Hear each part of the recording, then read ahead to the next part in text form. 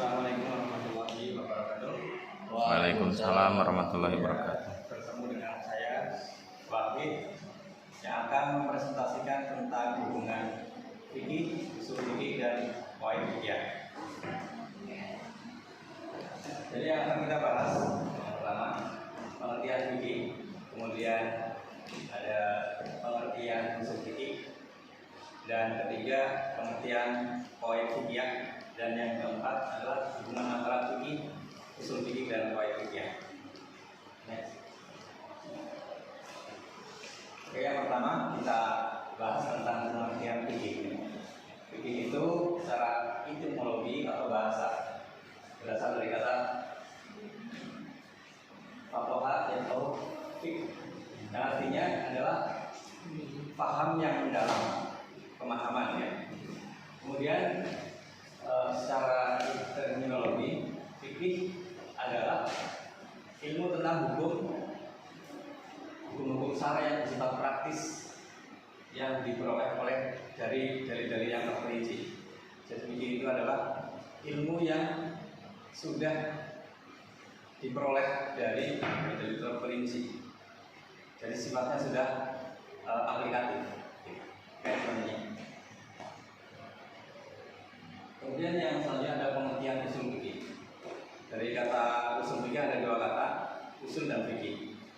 Usul itu secara bahasa adalah jamak dari kata asal. Jadi asal atau dasar dari berarti sesuatu yang dijadikan dasar bagi sesuatu yang akan kita lakukan. Kemudian fikih itu sendiri adalah tadi yang saya sampaikan. Ini adalah secara bahasa itu adalah pemahaman yang mendalam. Jadi untuk pengertian secara istilah, usul fikih adalah kaidah-kaidah yang dengan kaidah tersebut menyampaikan untuk mengistimbatkan atau mengeluarkan hukum dari dalil terperinci. Jadi usul fikih itu adalah diibaratkan seperti sebuah pabriknya. Kalau kita akan membuat suatu barang adalah pabriknya.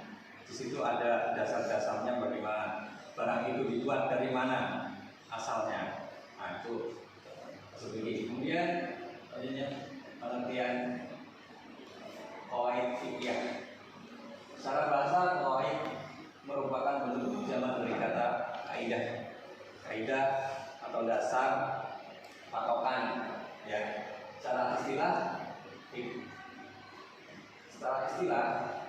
kaidah fikih adalah fikih, dasar-dasar fikih yang bersifat umum, yang bersifat ringkas, berbentuk undang-undang yang berisi hukum-hukum syara.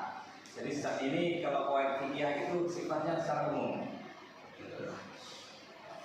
Oke, selanjutnya ada kita pahami ada 5 kaidah dalam kaidah fikih.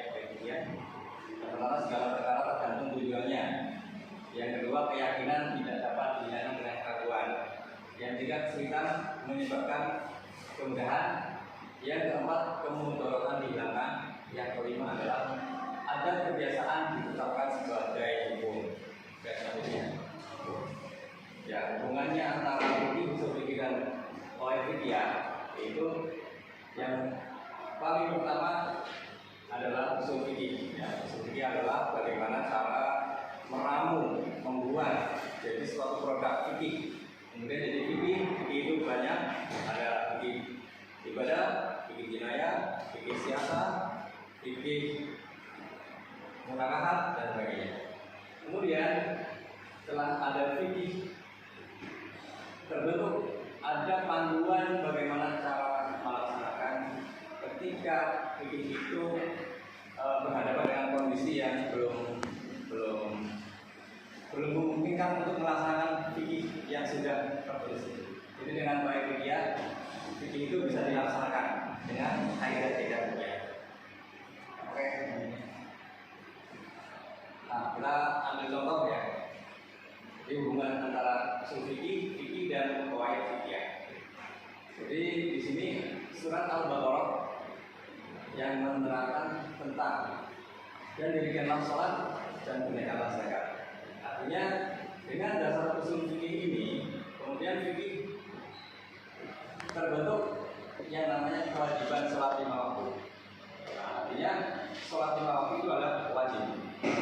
Kemudian ada beberapa kondisi keadaan yang tidak memungkinkan melaksanakan sholat, padahal fikihnya wajib. Maka poin fikih di sini akan membantu bagaimana cara melaksanakan kewajiban sholat itu. Misalnya, kebolehan sholat tidak tepat pada waktunya. Misalnya, ketika kita dalam bepergian, kita bisa menjamak, mengkodok, mengkosor.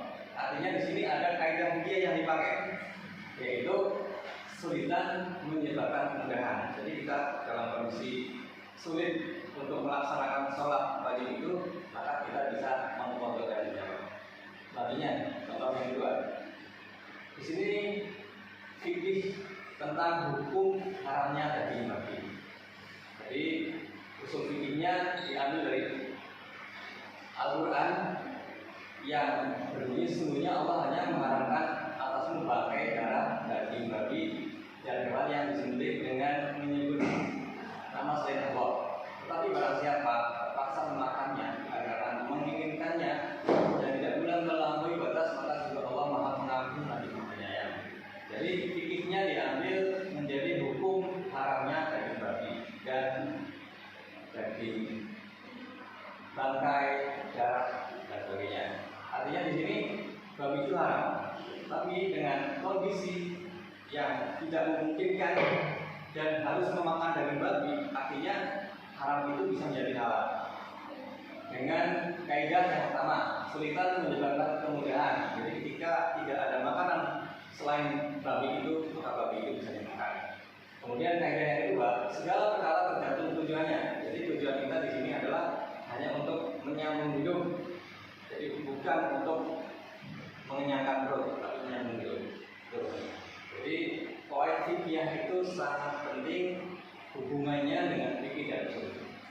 Oke, mungkin dari saya yang saya sampaikan cukup sekian, mudah-mudahan bisa dipahami oleh teman-teman sekalian. Saya ceritakan, hal